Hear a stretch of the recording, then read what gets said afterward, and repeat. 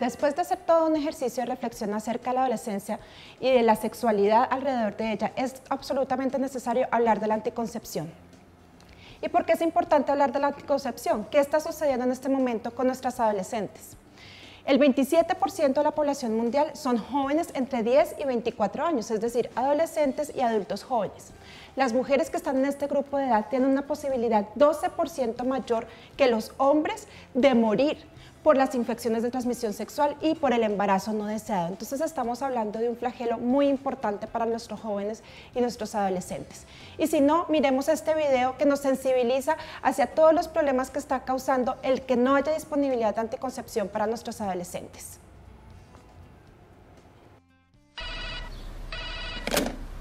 Hello, แพมเหรอพรุ่งนี้พ่อแม่อยู่บ้านเปล่าไม่อยู่งั้นเดี๋ยวเข้าไปหานะเป็นอะไรแพมนัดคือแพมท้อง เฮ้ยแล้วเราจะทำยังไงกันดีอะแพมพ่อแม่รู้อะแย่แน่นะแพ แพ ม มก็ไม่รู้อ่ะแพม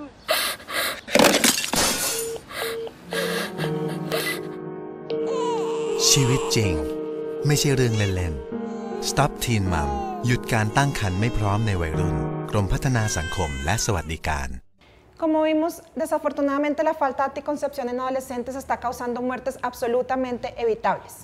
Veamos qué está pasando en el mundo. En el mundo desarrollado, tanto como en el mundo en vías de desarrollo, hay muertes entre adolescentes, pero el 75% de las muertes que suceden en el mundo suceden en países en desarrollo como los nuestros. Pero veamos qué diferencias hay entre los hombres y las mujeres cuando hablamos de las muertes entre los adolescentes. Un hombre en un país desarrollado tiene un riesgo de morirse. Sin embargo, si es un hombre joven, un adolescente en un país en vías de desarrollo, tiene un riesgo de morirse 3 veces mayor que si estuviera en un país en desarrollo. Pero vemos que hay diferencias muy grandes con las mujeres. Una mujer tiene un riesgo mucho más grande de morirse, ya lo vimos, por causas de las infecciones de transmisión sexual, por los embarazos no deseados. Pero si esta mujer está en un país en desarrollo, su riesgo de morirse es 5 veces mayor. No 3 veces mayor como el de los hombres. Entonces vemos que no solo hay diferencias sociales y económicas, sino que también hay diferencias de género que hacen que las mujeres adolescentes sufran mucho más estas consecuencias de la falta de anticoncepción en el mundo. Y esto nos lo va a ilustrar muchísimo mejor. Sabemos que el 15% de esas muertes de adolescentes que suceden en nuestros países son maternas, es decir, están relacionadas con el embarazo. ¿Y por qué? Pues porque el 99% de los abortos inseguros suceden en nuestros países en vías de desarrollo. Y el 14% de esos abortos son en menores de 20 años, es decir, en las mujeres adolescentes. Les pido que recordemos esta cifra de 14% porque es muy importante para algo que vamos a ver más adelante. ¿Qué pasa cuando una mujer se embaraza? Una mujer en su adolescencia tiene riesgos, corre riesgos para su salud física, mental y social. En su salud física obviamente hay mayor incidencia de complicaciones obstétricas, mayor posibilidad de hemorragia posparto, mayor posibilidad de preeclampsia, de parto pretérmino, de infección puerperal, de muerte prematura y de enfermedad crónica incluso más adelante en su vida, no solo durante el momento que está pasando durante el parto y el puerperio. También hay riesgos en su salud mental, hay mayor riesgo de depresión, no solo a corto y a mediano, sino a largo plazo en su vida adulta, y también mayor riesgo de uso de psicoactivos más adelante.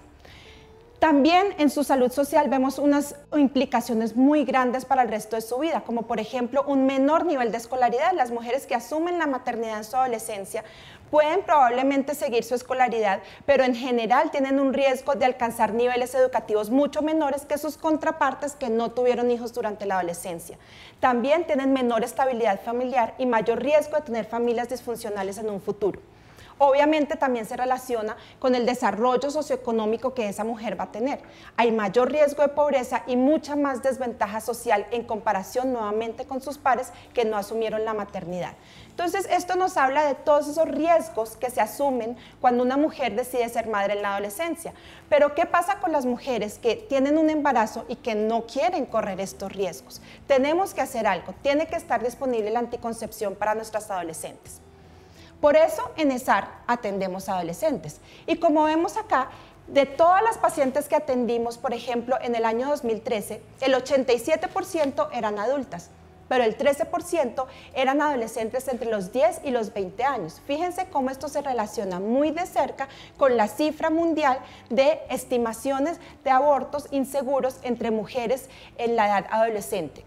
Por supuesto, sabemos que estas mujeres necesitarán recibir una atención de calidad, pero vemos cómo una buena proporción de nuestras pacientes son adolescentes y podemos hacer algo para evitarlo. ¿Qué estamos haciendo con nuestras pacientes adolescentes? Aquí vemos cómo podemos comparar el inicio de anticonceptivos entre adultas y adolescentes en nuestra propia red en los 10 países en los que nos encontramos.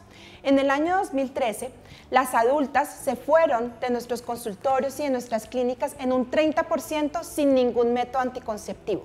Pero esta figura para las adolescentes fue mayor. El 36% de ellas se fueron sin ningún método anticonceptivo, desafortunadamente. ¿Qué pasó en cuanto a las que empezaron un método anticonceptivo? Vemos que entre las adultas el 37% inició métodos de larga duración, es decir, quedaron muy bien protegidas contra un embarazo no deseado. Mientras que en las adolescentes esta proporción disminuye mucho, vemos como solo el 26% empezó métodos de larga duración. El resto, es decir, el 37% de las adolescentes se fueron para su casa con un método de corta duración. Entonces tenemos un problema y tenemos que abordarlo y lo vamos a abordar desde 3 puntos de vista. Tenemos un problema que es el embarazo adolescente. Entonces, ¿por qué hay embarazos adolescentes? Porque hay una necesidad insatisfecha de anticoncepción, es decir, las mujeres que necesitan anticonceptivos no los están utilizando por alguna razón. Vamos a analizar 2 razones. Una, las barreras que existen para iniciar los métodos anticonceptivos específicamente en las adolescentes. Y otra, lo que damos en llamar las precauciones excesivas que tenemos algunos prestadores de salud, que terminan convirtiéndose realmente en mitos. Son precauciones que tomamos desde el punto de vista médico, pero que a veces exageramos un poco y terminan convirtiéndose en una barrera. Entonces, cuando hemos superado la parte de la necesidad insatisfecha en anticoncepción, vamos a hablar de aquellas mujeres que si bien han podido acceder al sistema de salud o han llegado a nosotros y, es decir, encuentran solucionado su problema de necesidad insatisfecha, pero encuentran un problema en la elección inadecuada de métodos anticonceptivos, es decir, las mujeres adolescentes que inician métodos que no son los ideales para ellas. Entonces vamos a hablar de un tema muy importante y es los métodos de larga duración y la adolescencia. Y por último, digamos que las pacientes pueda que vean solucionado su problema de falta de acceso a la anticoncepción. Digamos que todos ya tenemos muy claros los conceptos de cuáles son los mejores métodos para un adolescente y con base en eso le vamos a hacer una excelente asesoría, pero a veces nuestros servicios no están preparados para atender a las adolescentes, no son amigables, no tenemos las suficientes herramientas prácticas para abordarlas y para hacer que ellas confíen en nosotros y en realidad podamos lograr un cambio en sus conductas de salud. Entonces vamos a hablar finalmente de las estrategias que recomendamos para todos los prestadores y las prestadoras de SAR para poder realmente llegar a las adolescentes. ¿Será que estamos contribuyendo con este problema? Existen barreras para el inicio de anticonceptivos en adolescentes, tanto desde el punto de vista de las mujeres como desde el punto de vista de los prestadores. ¿Qué puede estar pasando a nivel de las mujeres adolescentes? Hay un elemento fundamental y es el egocentrismo cognoscitivo, es decir, es esa actitud propia del adolescente de a mí no me va a pasar nada, eso no es conmigo, yo llevo un mes teniendo relaciones sexuales y no quedo embarazada, entonces nunca voy a quedar embarazada. Esa es una actitud normal de la adolescencia y vemos cómo a partir de lo que vimos en la formación de la personalidad y de la sexualidad del adolescente, es normal que un adolescente se enfrente a los problemas de la vida de esa forma. ¿Pero qué hace esto? Que tome riesgos en salud y en embarazo sobre todo. Entonces, normalmente tenemos que tener en cuenta este elemento cuando hablamos con las mujeres en cuanto a su riesgo de quedar en embarazo, sobre todo cuando son adolescentes. Existe otro elemento muy importante y es el miedo a la falta de confidencialidad. El sexo en la adolescencia aún es tabú en nuestra sociedad y las mujeres se ven obligadas a esconder su sexualidad de la sociedad y de las mujeres y de sus padres. Entonces, cuando una mujer toma el paso de venir al sistema de salud o a un prestador a confiarnos el hecho de que está teniendo relaciones sexuales, está enfrentando un miedo muy grande de que se vaya a enterar alguien más o de que se pierda esa privacidad que ya está buscando. Entonces, siempre tenemos que tener en cuenta este elemento para poder vencer esta barrera y poderle dar confianza a las adolescentes que nos consultan, asegurándoles que el servicio que prestamos y la información que ella nos va a dar es absolutamente confidencial. También existen otros mitos de las mujeres en relación con su salud, es decir, las mujeres adolescentes pueden temer si va a tener alguna interferencia el uso de anticonceptivos con su crecimiento o con su desarrollo por la etapa en la vida en la que están. También existe mucho miedo alrededor de la futura fertilidad, es decir, ¿será que yo voy a poder tener hijos si empiezo anticonceptivos siendo tan joven? También existen mitos alrededor del placer. Es decir, la mujer puede pensar que el hecho de exigir el anticonceptivo, de exigir el condón a su pareja, va a disminuir el placer o va a alterar de alguna forma esa relación afectiva o sexual que ha establecido con un par. Y por último, una de las barreras más grandes que experimentan las adolescentes son los costos. Cuando se elimina la barrera del costo, es decir, cuando se le da a una adolescente todos los métodos anticonceptivos que ella pueda requerir sin ningún costo, el 70% de las mujeres adolescentes escogen métodos de larga duración. ¿Cómo sabemos esto? A partir del estudio Choice realizado en Estados Unidos. Obviamente en este estudio no solo se eliminó la barrera económica, es decir, se dieron gratis todos los métodos, sino que además se dio una información muy completa sobre todos los métodos anticonceptivos. Sin embargo, tenemos mucho que aprender de este estudio, porque esto quiere decir que muchas veces las mujeres adolescentes, por falta de dinero o por falta de disponibilidad constante de un ingreso, tienen brechas en el uso de su método anticonceptivo. Cuando asesoramos a un adolescente en el uso de métodos anticonceptivos, siempre tenemos que tener en cuenta que las adolescentes son dependientes económicamente en la mayoría de los casos, del dinero que le dan sus padres, de lo poco que pueden ahorrar del dinero que le dan mensualmente para la comida o por el transporte. Y tenemos que tener en cuenta que estas mujeres muchas veces no tienen el dinero suficiente en alguno de los meses para adquirir el método anticonceptivo. Y es por ello que muchas veces es muy recomendable que estas mujeres no se les administren métodos que tengan que estar comprando, porque no se puede garantizar la capacidad adquisitiva permanentemente. Vamos a hablar ahora de las barreras que nosotros mismos como prestadores de salud podemos estar interponiendo en el inicio anticonceptivo de nuestras pacientes. Y la primera es fundamental, pensar que no lo necesitan. Pero cuando superamos esta barrera, podemos también pensar que hablar de anticoncepción puede inducir a las relaciones sexuales. Y por último, cuando ya tenemos claro estos dos primeros puntos, puede hacer que estemos interponiendo barreras teniendo precauciones excesivas o mitos con algunos métodos, como ya lo había mencionado. Entonces vamos a hablar de las barreras en el inicio anticonceptivo que nosotros mismos como prestadores podemos estar interponiendo. Primero, pensar que un adolescente no necesita métodos anticonceptivos. ¿Por qué muchas veces nos pasa esto si sabemos por estadísticas poblacionales que el 50% de las adolescentes en el mundo ha iniciado relaciones sexuales a los 16 años?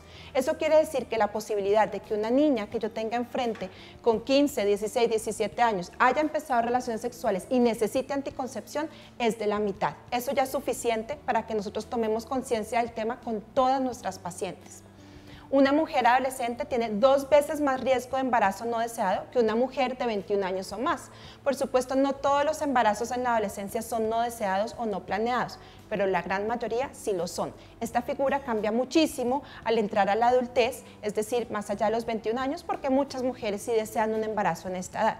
Y recordemos una cosa muy importante, y es lo que dice el Comité de Derechos de la Niñez de la Organización de Naciones Unidas, y es que todas las adolescentes tienen derecho a información en salud sexual y reproductiva. Esto no es una elección que nosotros podamos hacer, si a esta le hablo, a esta no le hablo, o a alguna sí, porque todas las adolescentes tienen el mismo derecho, independiente de lo que yo piense, si esta mujer lo necesita, si esta no, si esta tiene más riesgo o no, todas deben recibir información por igual y es parte de los derechos de la infancia y de la niñez. ¿Qué pasa cuando ponemos barreras? Veamos este video para entender un poco el dolor que podemos estar causando cuando nosotros nos negamos a la posibilidad de que un adolescente viva su sexualidad de forma responsable y sana. หนูอยากเป็นหมอค่ะอยากเรียนสูงๆค่ะอยากจบด็อกเตอร์อยากมีเงินเก็บเยอะๆอยากมีเสื้อผ้าสวยๆใส่ค่ะมีบ้านหลังใหญ่ๆมีรถหรูๆขับทำให้พ่อแม่ภูมิใจค่ะแต่ว่าหนูท้องค่ะ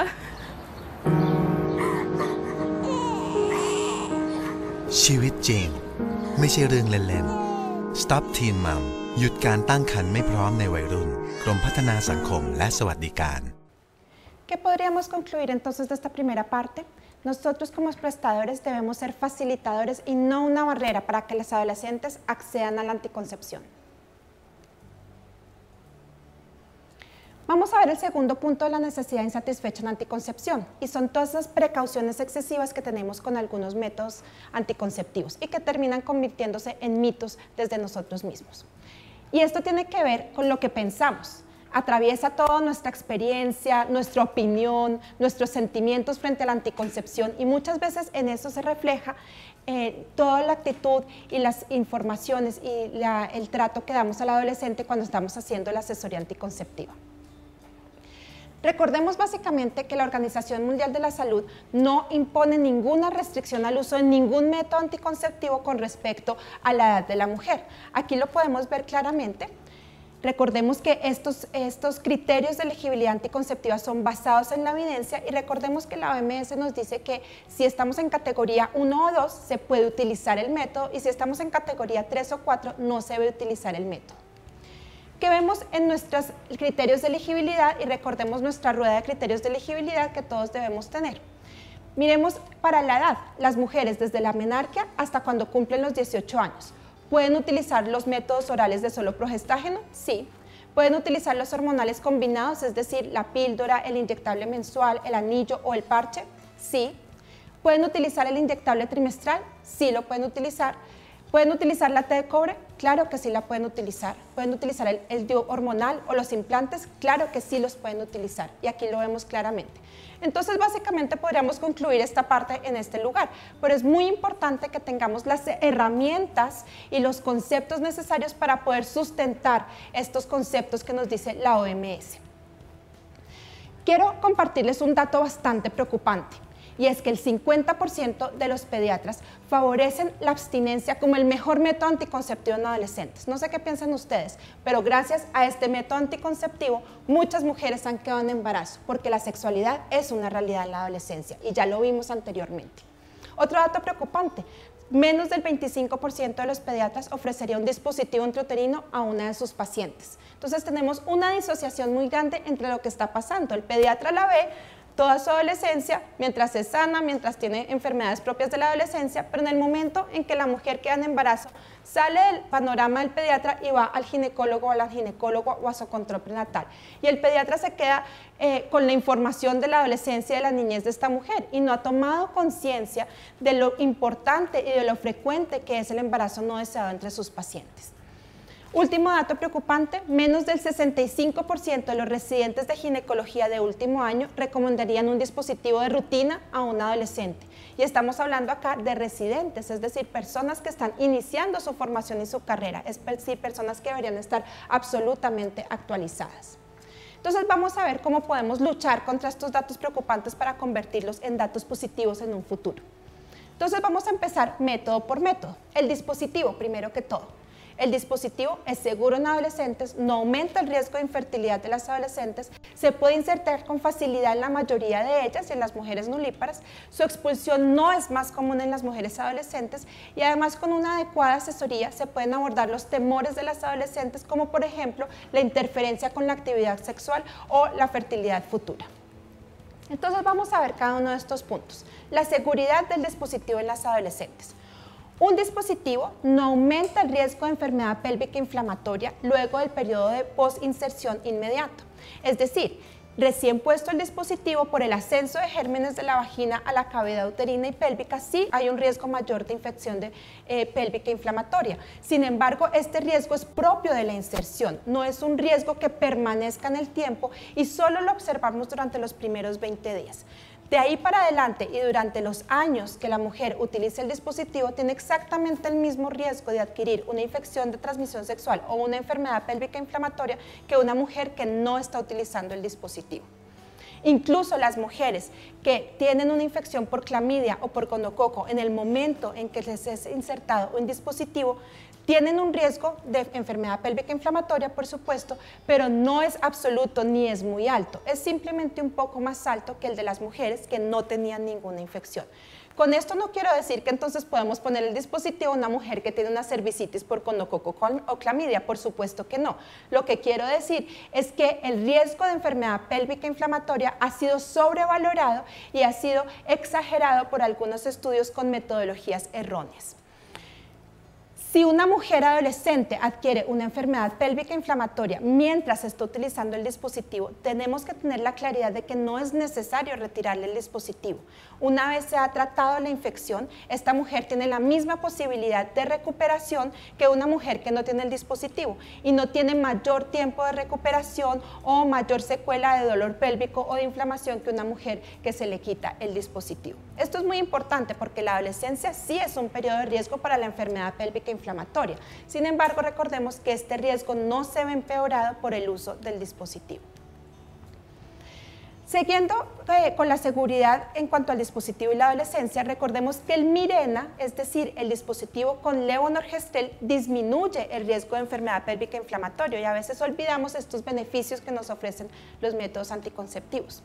Recordemos que el Mirena, a pesar de tener un progestágeno, no afecta para nada la densidad mineral ósea al compararlo con un dispositivo de cobre. Y otra cosa muy importante en cuanto al Mirena o dispositivo hormonal es que no afecta para nada el peso, que es un tema de bastante importancia para las adolescentes. Hablemos ahora de la infertilidad. Uno de los grandes miedos de las adolescentes es que por iniciar tempranamente la anticoncepción, más adelante no puedan quedar embarazadas. Recordemos que esto está ampliamente sustentado en la literatura científica. El riesgo de infertilidad es igual en las mujeres que han tenido dispositivo como en las que no han tenido el dispositivo nunca en su vida. La infertilidad por causa tubárica, es decir, por obstrucción de las trompas de falopio, se relaciona con la presencia de ciertas infecciones, no con la presencia del dispositivo. Y recordemos que el dispositivo tampoco aumenta el riesgo de adquisición de ese tipo de bacterias, como por ejemplo la clamidia. Cuando una mujer tiene el dispositivo y se lo retira, el retorno a la fertilidad es inmediato, es decir, en el siguiente mes y con la siguiente ovulación puede quedar embarazada sin ningún problema. Y es muy importante que toquemos este tema con nuestras adolescentes, porque como ya lo dijimos, ellas tienen un miedo muy grande a la infertilidad. En cuanto a la inserción, muchas veces escuchamos que hay miedo en cuanto a insertar un dispositivo en un adolescente porque puede ser más difícil, porque el cuello puede estar más cerrado, o incluso hemos escuchado que se piensa que porque el útero es más pequeño puede haber más dificultad en su inserción. En realidad sabemos que el útero en un adolescente es exactamente del mismo tamaño de una mujer adulta, porque tiene un influjo hormonal incluso mayor que el de una mujer adulta. Probablemente por no haber tenido hijos tenga un útero de un tamaño menor al de una multípara, pero esto no quiere decir que no pueda utilizar el dispositivo intrauterino. En promedio, un adolescente tiene una histerometría de 7 a 8 centímetros, que es absolutamente suficiente para tener un dispositivo in situ. En general, el dispositivo se puede insertar con facilidad en la mayoría de mujeres adolescentes e incluso en las mujeres nulíparas adultas jóvenes. Por supuesto, el 86% de las mujeres refieren dolor y debemos hablar de las expectativas reales que debe tener una mujer cuando se le va a poner un dispositivo. Puede haber dolor, pero es un dolor muy pasajero y muy tolerable. Es posible que la tasa de inserción fallida sea un poco mayor en las adolescentes que en las mujeres adultas, pero en general es baja. ¿Por qué? Vemos cómo entre las adultas el 13% de las inserciones que tratamos de hacer son fallidas, es decir, no podemos atravesar el orificio cervical o no podemos seguir el canal del orificio cervical y no podemos implantar el dispositivo. Esta misma situación se da en el 20% de las adolescentes. Por supuesto, hasta que no lo intentemos no vamos a saber si es el caso de esta mujer, entonces nunca debemos negarle la posibilidad por los miedos que nos pueda dar la inserción como tal. Recordemos también que cuando vamos a insertar un dispositivo, si la inserción es difícil, nos podemos ayudar de AINES, es decir, de ibuprofeno antes de la inserción o incluso de un bloqueo paracervical que haga que el paso del insertor no sea tan doloroso a través del cuello. Recordemos también que el misoprostol antes de la inserción no ha demostrado ayudar en las inserciones de rutina porque básicamente produce más dolor y no facilita la inserción del dispositivo. ¿Y qué podemos decir sobre la expulsión y la tasa de retiro del dispositivo?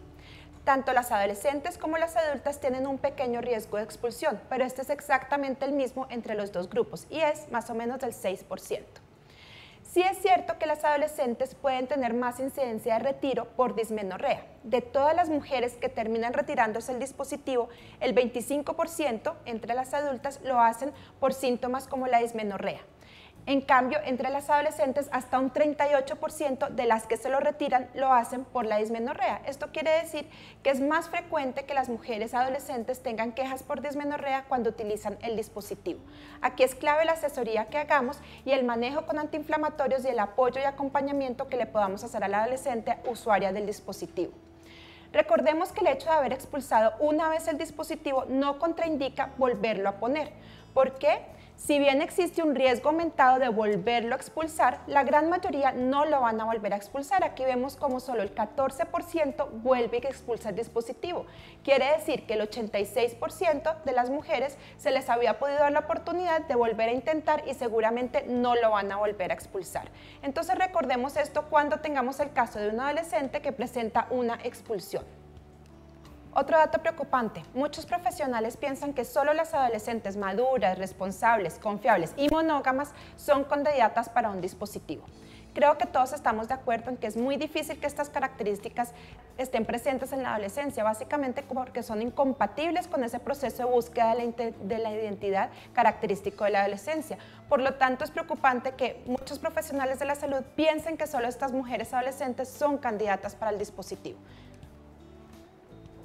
Vamos ahora con el implante. Estos son los principales miedos o mitos que tenemos acerca del implante y su uso en la adolescencia. Por ejemplo, nos preocupa el peso, nos preocupa que les pueda hacer daño a las mujeres cuando en realidad tiene beneficios para la salud. Nos preocupa un poco la menorrea en las adolescentes cuando en realidad no es peligrosa en ellas.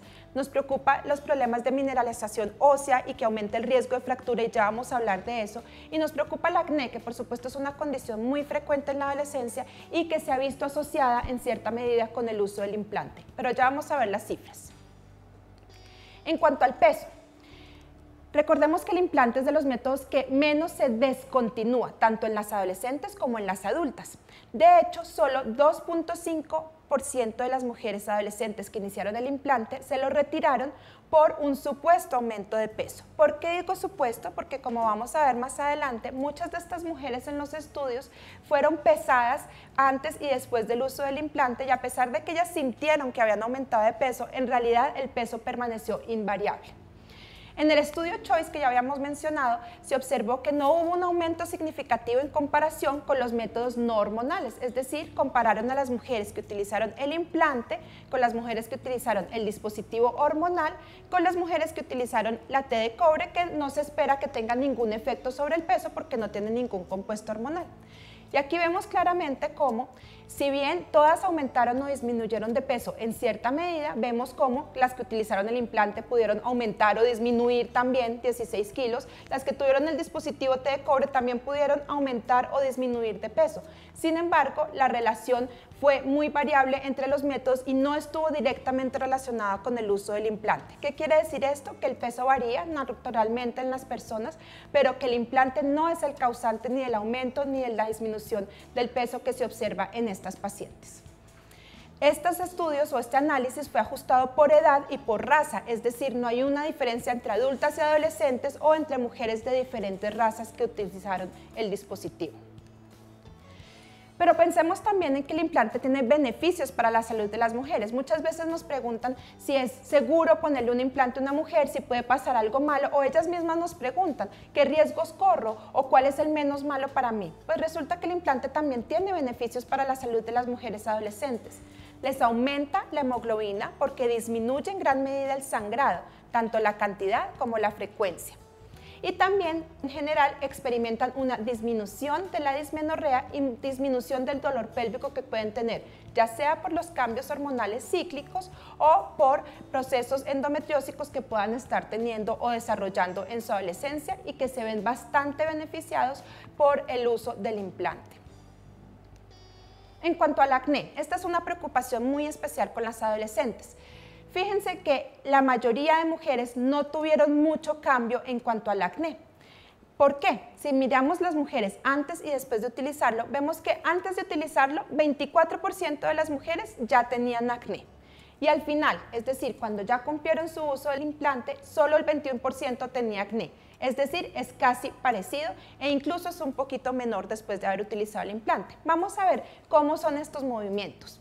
El 14% de las mujeres no tenían ningún acné y desarrolló acné leve, es decir, una que otra lesión muy pasajera que se mejoró.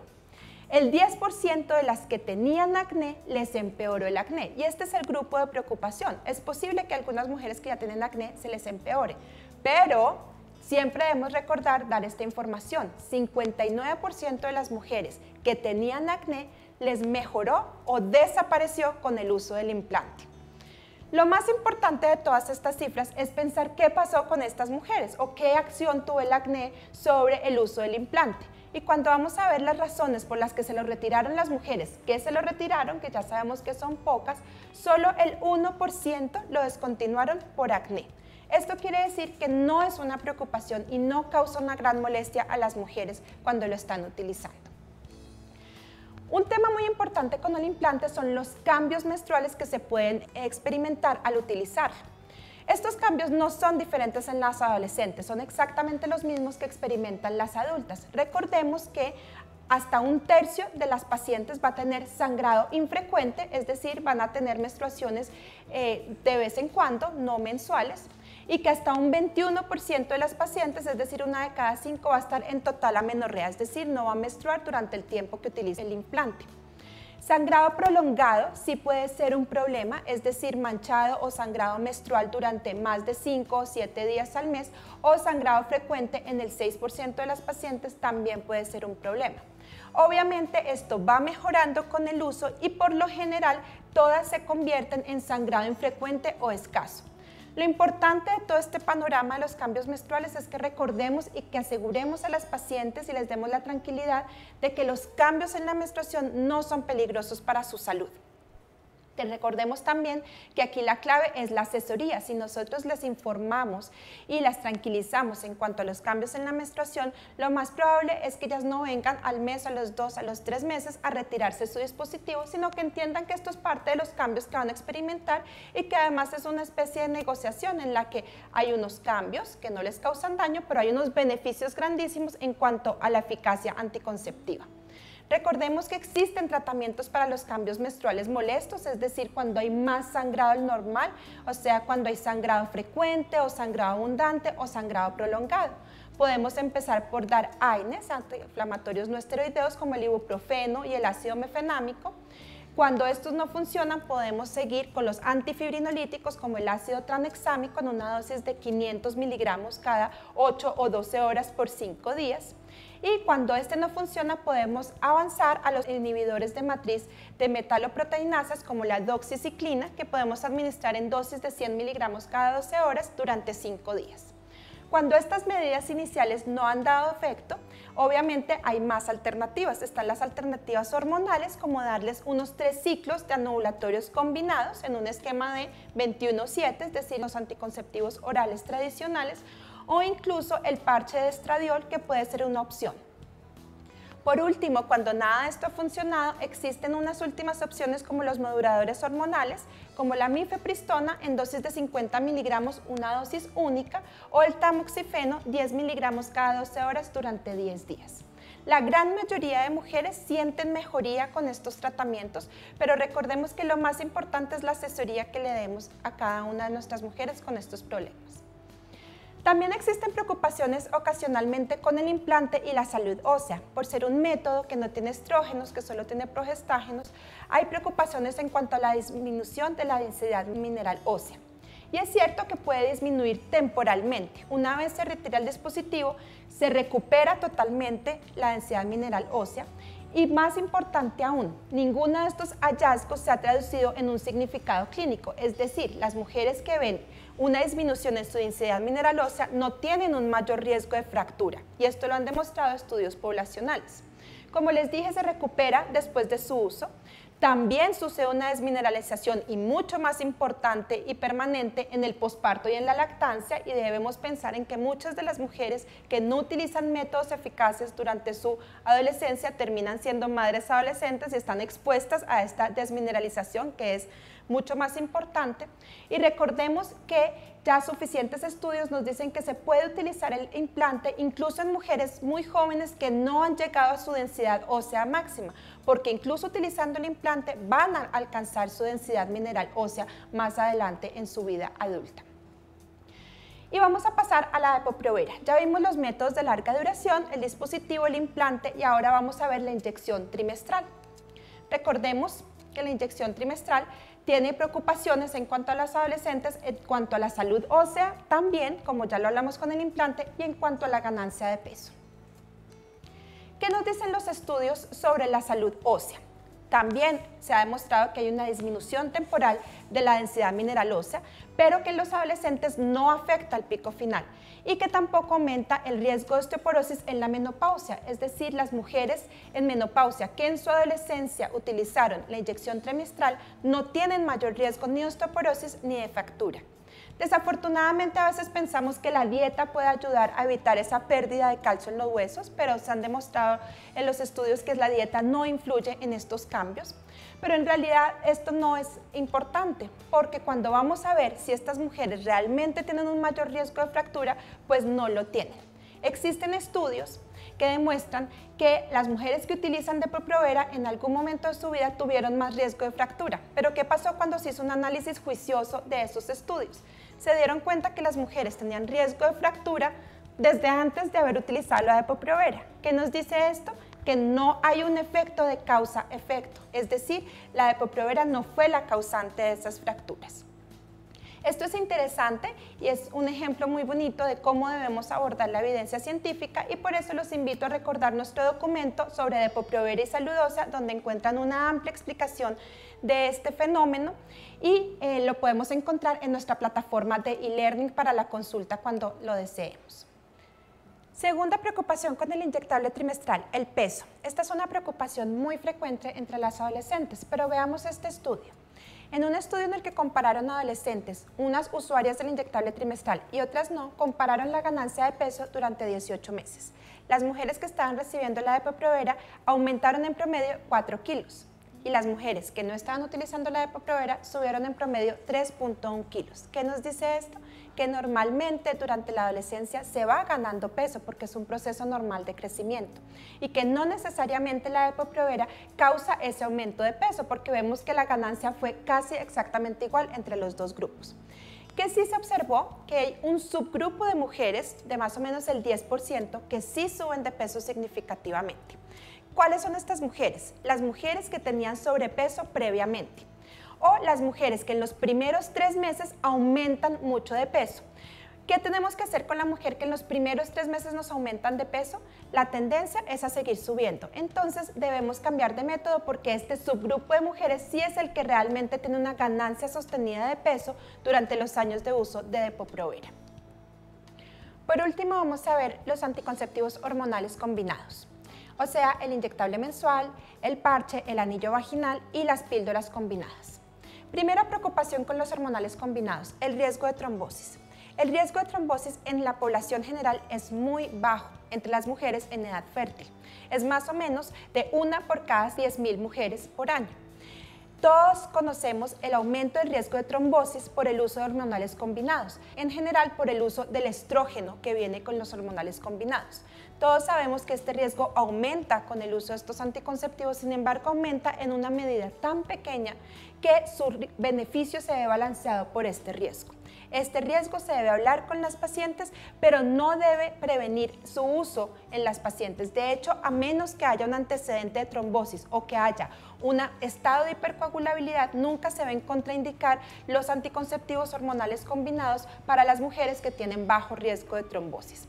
Esto se debe balancear con el impacto positivo que tienen en la salud los anticonceptivos hormonales combinados, como por ejemplo la prevención de ciertos cánceres o también la mejoría en imbalances hormonales que pueden estar causando acné, hirsutismo o ciclos irregulares.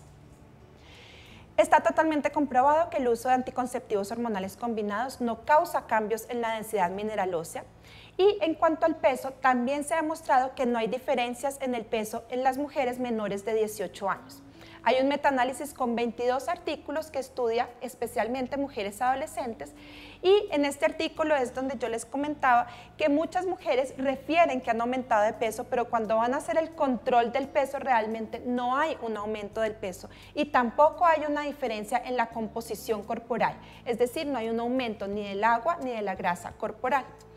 Por último, hay estudios que sustentan que no tienen efecto sobre la estatura ni el crecimiento. Recordemos que algunas adolescentes muy jóvenes no han alcanzado su pico de estatura, su pico de crecimiento, pero el uso de hormonales combinados no afecta el alcance de la estatura final.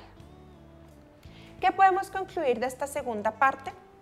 Las adolescentes pueden utilizar cualquiera de los métodos anticonceptivos por el tiempo que lo necesiten sin ningún riesgo para su salud. Recordemos también que cualquier embarazo no deseado es mucho más riesgoso para la salud, en especial de nuestras adolescentes.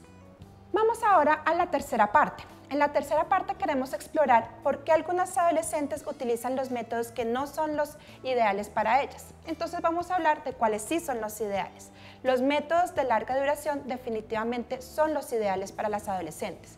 Y lo dice el Colegio Americano de Obstetricia y Ginecología en este artículo o en esta opinión que sacó en 2012 y que nos dice los implantes, dispositivos intrauterinos son los métodos de primera opción para las adolescentes. Pero vamos a ver por qué. Les voy a dar unas razones. Primera razón, porque las adolescentes tienen expectativas a largo plazo. Ninguna adolescente, o muy pocas por lo menos, están planeando formar una familia en 1, 2 o 3 años. En general, las adolescentes necesitan un buen tiempo de anticoncepción. Las adolescentes latinoamericanas en promedio desean tener entre 2 y 3 hijos en su vida. Es decir, cuando les preguntan en este momento de su adolescencia, en el futuro, ¿cuántos hijos quieren tener? Máximo quieren tener 3. Si las adolescentes inician en promedio su vida sexual a los 18 años, quiere decir que necesitan en promedio 30 años de anticoncepción en su vida para poder lograr esta expectativa. Esto quiere decir que tendrían que ponerse 360 inyecciones o tomarse 10.080 píldoras. Difícil, ¿cierto? Entonces, si queremos que realmente nuestras mujeres en nuestros países alcancen este ideal, debemos facilitarles el uso de la anticoncepción. Probablemente los métodos de corta duración no les sean los más útiles para alcanzar estas metas. Segunda razón, porque las mujeres adolescentes tienen menos acceso a los métodos anticonceptivos. En general, las adolescentes tienen una necesidad insatisfecha en anticoncepción 3 veces mayor que la de las adultas. Ya hablamos de todos los problemas de acceso y las barreras que tienen las adolescentes y esto se traduce en una dificultad real del acceso. En general, en Latinoamérica, el uso entre las mujeres unidas de los anticonceptivos está entre 60 y 80%. Sin embargo, entre las adolescentes, el uso entre las sexualmente activas está entre el 34 y el 66%. En realidad, si asumiéramos que un adolescente desea tener un hijo cuando ya ha estudiado, cuando ya tiene recursos, cuando tiene una independencia, deberíamos asumir que el uso entre las adolescentes debería ser incluso mayor que entre las adultas sexualmente activas, pero esto no es así. Tercera razón, porque los métodos de larga duración se descontinúan mucho menos que los de corta duración. En general, si miramos todos los métodos anticonceptivos, entre el 40 y el 60% se han descontinuado dentro de los primeros 12 meses de uso. La tasa de descontinuación de los de larga duración, en cambio, si los sacamos de ese grupo, es solo entre el 12 y el 18% entre las adolescentes. Por acá tenemos un ejemplo. En Perú, en general, las mujeres que inician cualquier método anticonceptivo lo descontinúan en un 64%. Y vamos a ver este otro ejemplo. Este ejemplo es de Colombia. En general, el método más utilizado por las mujeres es el inyectable mensual. Sin embargo, al final del año, solo el 39% de las mujeres están utilizando su inyectable mensual. Lo mismo pasa con las mujeres que iniciaron las píldoras. De las que las iniciaron a principio de año, al final de año solo el 31% están utilizando su píldora. De las mujeres que se pusieron el dispositivo, el 70% aún lo está utilizando a final del año. Por supuesto, de las que están utilizando métodos de barrera, la situación es parecida con la píldora y la inyección y solo el 30% lo sigue utilizando a final del año. Esto nos habla claramente de por qué es mucho más efectivo un método de larga duración que un método de corta duración.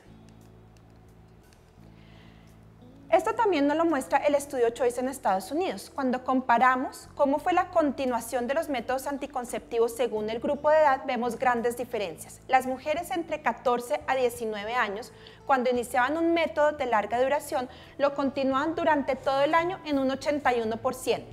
Cuando se trataba de adultas jóvenes o de adultas de más de 26 años, la cifra era muy parecida, 85 y 86%, y vemos que no hay diferencias estadísticamente significativas. Pero la historia es diferente cuando vamos a ver los métodos de corta duración. Entre las mujeres adolescentes que iniciaban métodos de corta duración, la continuación era solo del 44%. Mientras que en las adultas pues también era mala, pero era mayor que entre las adolescentes. Vemos que entre el 52 y 53% de las adultas seguían utilizando su método al final del año. Y esto se traduce directamente en efectividad. Veamos esta gráfica. En el eje de las X tenemos las mujeres que logran pasar este tiempo que vemos graficado en la parte de abajo sin tener un embarazo no deseado. Y en las líneas de colores vemos varios grupos. En los dos grupos de arriba vemos las mujeres que utilizan métodos de larga duración. Están diferenciados en dos colores. En rojo vemos las mujeres que son menores de 21 años, es decir, las adolescentes. Y en azul vemos las mujeres que son mayores de 21 años, es decir, las adultas. Vemos que la efectividad es prácticamente la misma, es decir, a través del tiempo, casi todas las mujeres logran pasar esos años sin tener un embarazo no deseado. Pero ¿qué pasa cuando hablamos de los métodos de corta duración, que son las dos líneas que vemos en la parte de abajo? En anaranjado vemos las mujeres mayores de 21 años que utilizaron métodos de corta duración. A través de los años, cada vez más iban quedando en embarazo sin desearlo, es decir, les falló el método. Y vemos cómo la curva va bajando lentamente. Pero el caso es diferente para las adolescentes que utilizaron métodos de corta duración, es decir, les funcionó mucho peor que a las adultas. Vemos la línea verde cómo baja mucho más rápidamente, quiere decir que las adolescentes que utilizaron métodos de corta duración tuvieron fallas en su método anticonceptivo con mucha más frecuencia que las mujeres adultas. ¿Qué nos dice esto? Que el mejor método para las adolescentes es el de larga duración. Quinta razón. Porque si ya son madres, es muy probable que vuelva a pasar. Desafortunadamente, cuando una mujer en su adolescencia ya ha sido madre, la posibilidad de que vuelva a tener otro embarazo durante la adolescencia es del 20% en los siguientes 2 años. ¿Cómo podemos evitar esto? Y lo demuestran los estudios, iniciando un dispositivo inmediatamente después de un aborto, por ejemplo, o iniciándolo inmediatamente después del parto. Lo mismo iniciando un implante inmediatamente después de un parto o de un aborto. En un estudio en el que compararon mujeres que habían experimentado un embarazo adolescente, las compararon entre quienes usaron el implante inmediatamente y quienes eligieron otro método. Las mujeres que utilizaron el implante tuvieron 8 veces menos riesgo de un nuevo embarazo.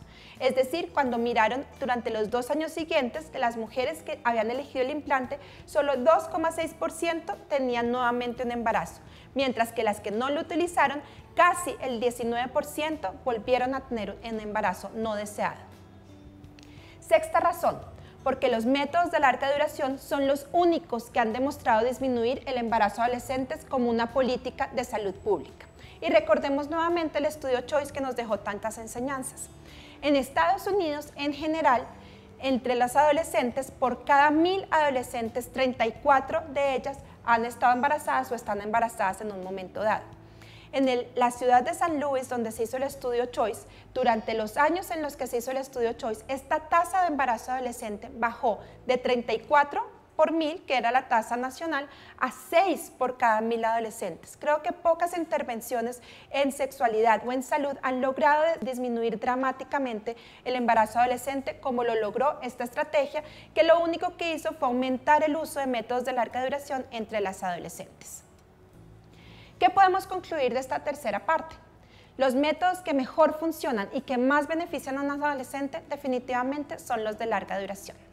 Y por último, ¿qué hacemos cuando una paciente llega a nuestros servicios? ¿Qué podemos hacer para acogerla, para realmente llegar a modificar su estilo de vida y sus decisiones en anticoncepción de una forma que le favorezcan para su autonomía y sus decisiones?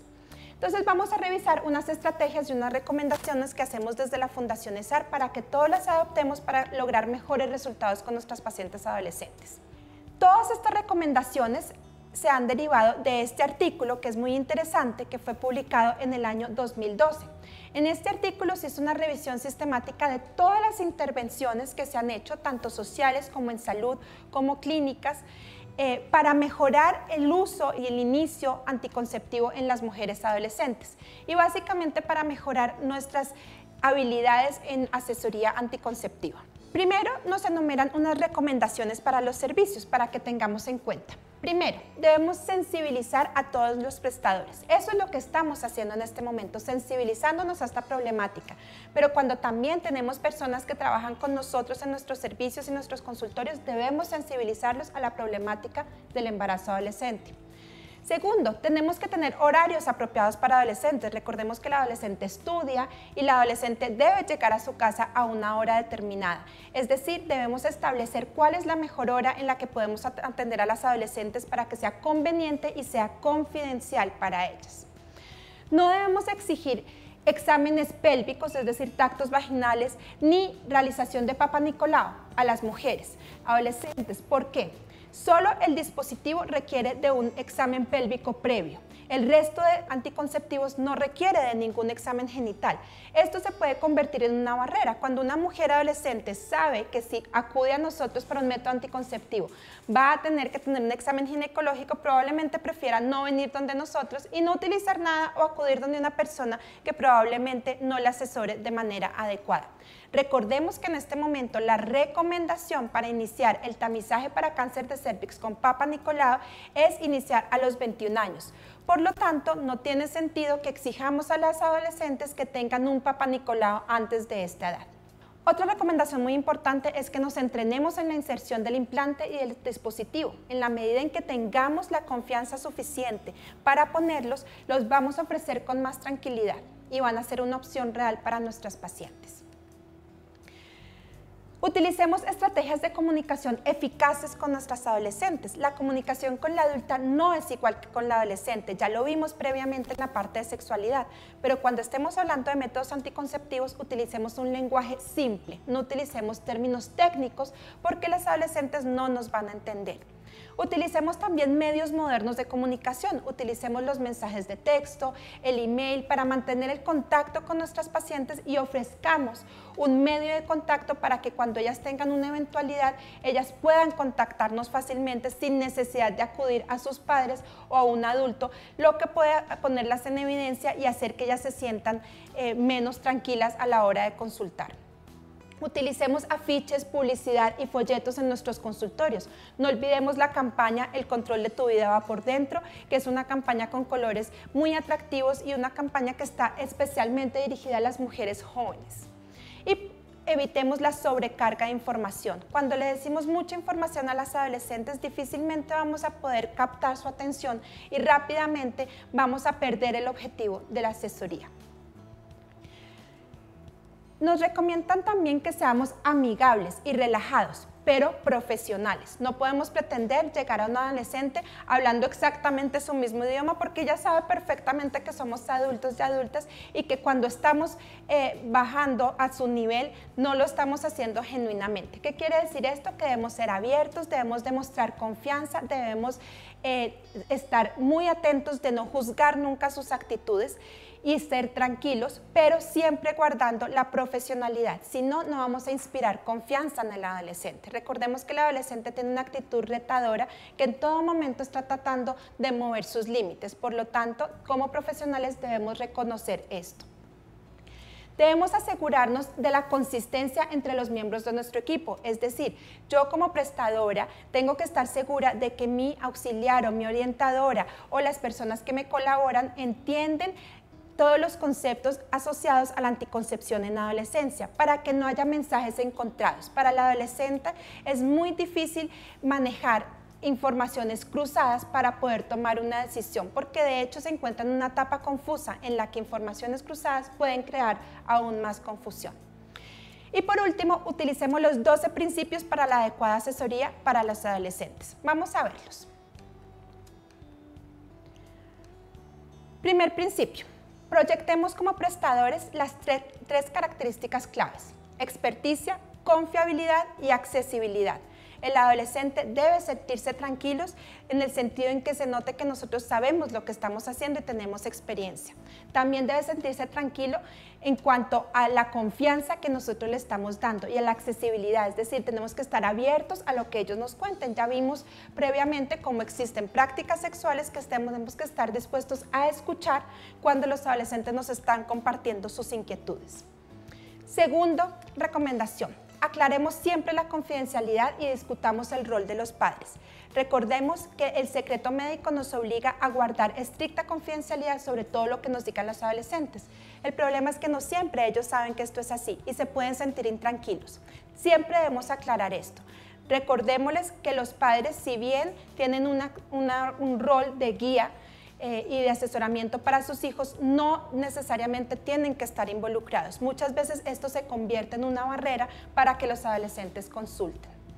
Tercero, utilicemos estrategias para favorecer la recordación y el aprendizaje. Pidámosles que repitan, dejémosles que vean los métodos, dejémosles que toquen los métodos, démosles fuentes de información, de internet, de folletos, etc. Todo esto funciona muy bien con los adolescentes. Cuarto principio para la asesoría anticonceptiva con adolescentes. Hablemos de los componentes del comportamiento anticonceptivo. Entonces, enfoquémonos en la elección, pero después también en el uso correcto, en el uso consistente, es decir, que no vayan a dejar su método cuando en realidad todavía no quieren un embarazo. Y hablemos también del cambio entre métodos. Muchas adolescentes se sienten desilusionadas con su método y deciden cambiarlo muy rápidamente.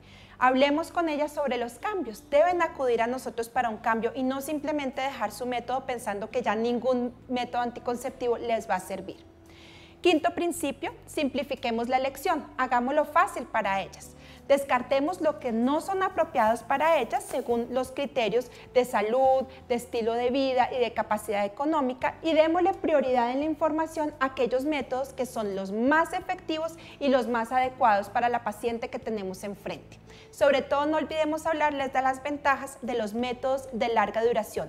A veces cuando tenemos un adolescente enfrente solo le hablamos de los métodos de corta duración o le hablamos de los que ella pregunta y ella por lo general pregunta por las píldoras o por las inyecciones. Recordemos que los de larga duración son los de primera elección y por lo general las adolescentes no tienen suficiente información sobre estos métodos. Sexto principio, consideremos cuáles métodos se ajustan a su estilo de vida o a su autoimagen. Esto es muy importante en la adolescencia. Séptimo principio, hagamos énfasis en la protección dual. Las adolescentes están en alto riesgo de infecciones de transmisión sexual y siempre debemos recomendar el uso del condón junto con un método anticonceptivo de alta efectividad. Octavo, brindemos información sobre qué hacer si se usa mal. Es muy frecuente el olvido, es muy frecuente no tener dinero un mes para comprar el inyectable, entonces las pacientes siempre deben tener información sobre qué hacer cuando hubo un error en la toma o en la administración. Noveno principio, prevengamos sobre los posibles cambios antes de que los experimenten y sean una causa de descontinuación. Si yo no le explico a mi adolescente que puede tener un mayor sangrado o una ausencia de la menstruación, probablemente ella se va a sentir engañada y va a abandonar el método al primer cambio que sienta. Debemos ser sinceros y hablar sobre los cambios sin magnificarlos y sin hablar tampoco de que son peligrosos, porque en realidad sabemos que no representan riesgos para su salud. Décimo principio, si decide cambiarse a un método de la paciente, animarla a cambiarse a un método de igual o mayor eficacia y asegurar que no haya un periodo de desprotección. Muchas veces nos sucede que entre el cambio de un método y otro, las mujeres sufren embarazos no deseados porque tienen un periodo de desprotección. Siempre debemos hacer un inicio rápido o inmediato del siguiente método anticonceptivo. Principio número 11, hagamos seguimiento a nuestras adolescentes, hagamos uso de la caja de Turkish, quienes ya la conocen, quienes no la conocen, ofrezcamos visitas de seguimiento para que podamos seguir contactándonos con esta paciente y resolviendo sus dudas y animándola a seguir utilizando su método anticonceptivo. Y por último, y muy importante, iniciemos inmediatamente. La oportunidad es ahora. Si la perdemos, probablemente en la próxima consulta ya va a estar embarazada. Entonces, para cerrar, ¿cuál sería la mejor conclusión para esta etapa de la conferencia? Recordemos nuestro rotafolio de orientación y asesoría en anticoncepción. Si pensamos en cada uno de los 12 principios que acabamos de mencionar, se pueden resumir en una sola frase: usemos el rotafolio. Todos estos principios están aplicados a la metodología de asesoría en anticoncepción que proponemos para nuestros prestadores y para nuestras mujeres que son atendidas en nuestra red de ESAR. Finalmente, quiero dejarlos con estas imágenes para que pensemos sobre la responsabilidad que tenemos frente a nuestras mujeres adolescentes en los países en los que trabajamos.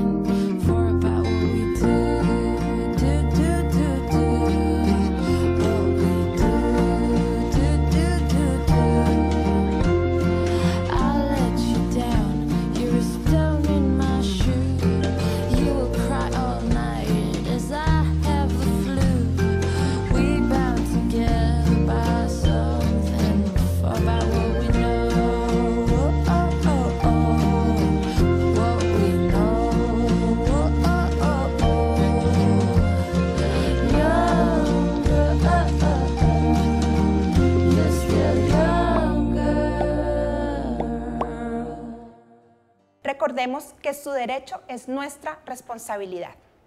Los dejo con esta reflexión. Ya tenemos estrategias para mejorar la vida sexual y reproductiva de nuestras adolescentes. De pronto el verdadero problema en este momento ya no es si tenemos los suficientes conocimientos o los suficientes datos o la suficiente sensibilización. Ahora la pregunta que debemos hacernos todos es: ¿realmente tenemos la voluntad de mejorar la salud sexual y reproductiva de nuestros adolescentes? Empecemos a hacerlo desde hoy mismo.